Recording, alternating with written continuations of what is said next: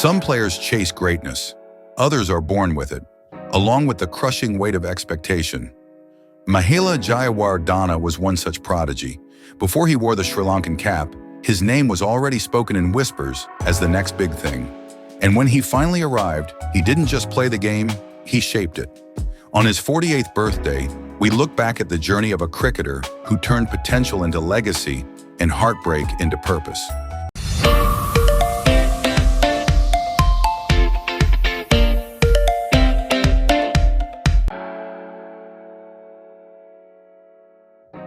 It was March 17, 1996, the day of the Cricket World Cup final.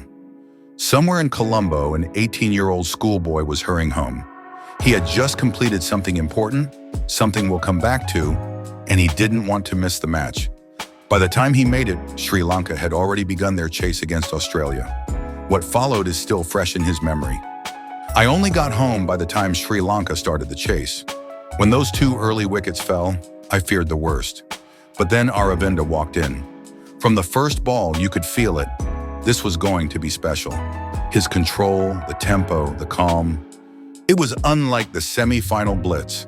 This was a master at work. As an 18-year-old, I was in awe.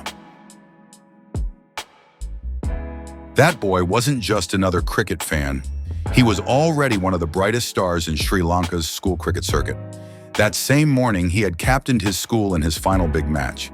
His name was already whispered in cricketing circles as a prodigy, a future national player. That schoolboy was Mahela Jayawardene. Little did he know, in just over a year, he would be wearing the same jersey as the heroes he watched that day. Mahela was born on May 27, 1977. Close in age to his younger brother Desal, the two shared everything, including the cricket pitch. Both were immensely talented. Some even believed Desal had more potential. Together, they dreamed of representing Sri Lanka, perhaps as the next iconic pair of brothers in the national side. But life had other plans. In 1995, Desal passed away at just 16 after a 2-year battle with brain cancer. It broke Mahela. He walked away from the game. But eventually, with support and reflection, he returned, this time with a purpose.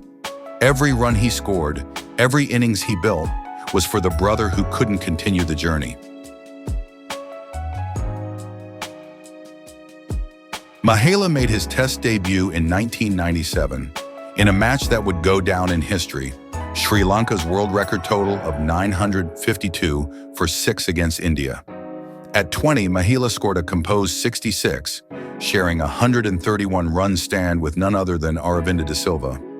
From watching him win a World Cup to batting beside him, it was surreal.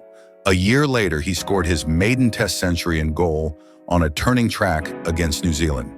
Then came his maiden ODI century in Australia, a blazing 120 off 111 balls in a high-scoring, high-drama match against England, made famous for the Morali no-ball controversy.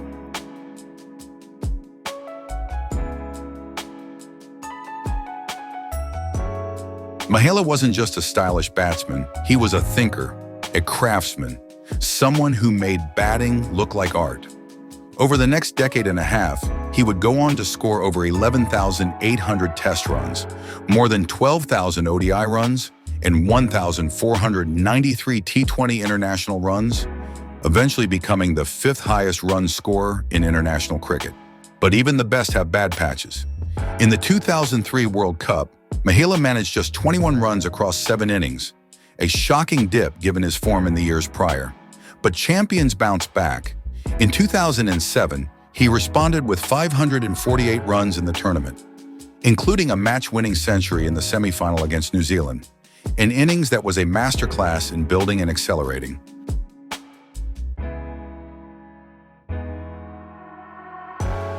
In 2011, Mahela had his Aravinda moment. In the World Cup final against India, he produced a stunning century, unfazed, elegant, and surgical. With calm precision, he anchored the innings and exploded in the death overs without a single risk-heavy stroke. Goes offside, save your legs.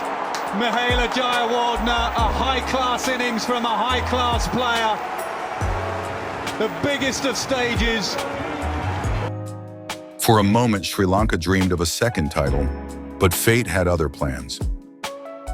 Mahela would go on to experience heartbreak in 4 World Cup finals. 2 as captain, when Sri Lanka finally clinched a global title at the 2014 T20 World Cup. Mahela wasn't the official captain, but he was very much the spiritual leader, guiding Lasith Malinga and the team from behind the scenes. As captain, Mahela holds the best win percentage among all Sri Lankan Test captains who led in more than 10 matches. In ODIs, among those who captained 100-plus matches, only Sanath Jayasuriya has a better record. In T20 internationals, he leads the pack. His strength, game awareness, tactical acumen, and ability to read not just the conditions but the rhythm of the match. As captain, he led with calm authority, never one to show nerves. Mahela wasn't flashy on the field, but he was sharp and consistent. With 440 international catches, he tops the all-time list for non-wicket keepers. In tests, the Mahela-Murali combination brought 77 dismissals, a world record for a bowler-fielder pair. Fittingly, it was Mahela who took the catch to complete Murali's 800th wicket.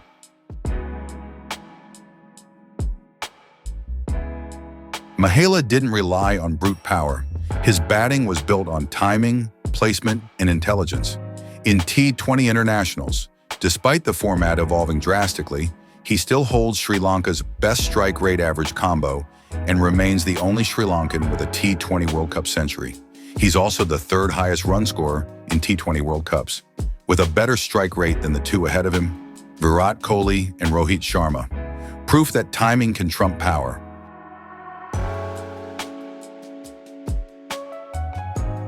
Despite all the accolades, Mahela's ODI average of 33.38 and in modest test returns in SENA countries, South Africa, England, New Zealand, and Australia, are often pointed out as blemishes. But dig a little deeper. He averaged 43 as an ODI opener, with a higher strike rate and 4 centuries in just 34 innings. What if he had opened more? A question that's keep us wondering.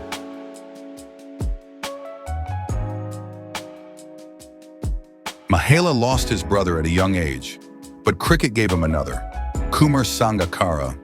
Their story, their bond, their partnership deserves its own chapter. One we'll tell another day. As Mahela turns 48, we raise a toast to a cricketing life lived with purpose. He has achieved much, perhaps not everything he could have, but enough to inspire generations. His work in coaching and cricket development continues, but many hope that one day, under the right conditions, he'll return to serve Sri Lanka cricket more directly. Because the mastermind, as some call him, still has much to offer. Happy birthday, Mahela. You carried the weight of expectation and turned it into legacy.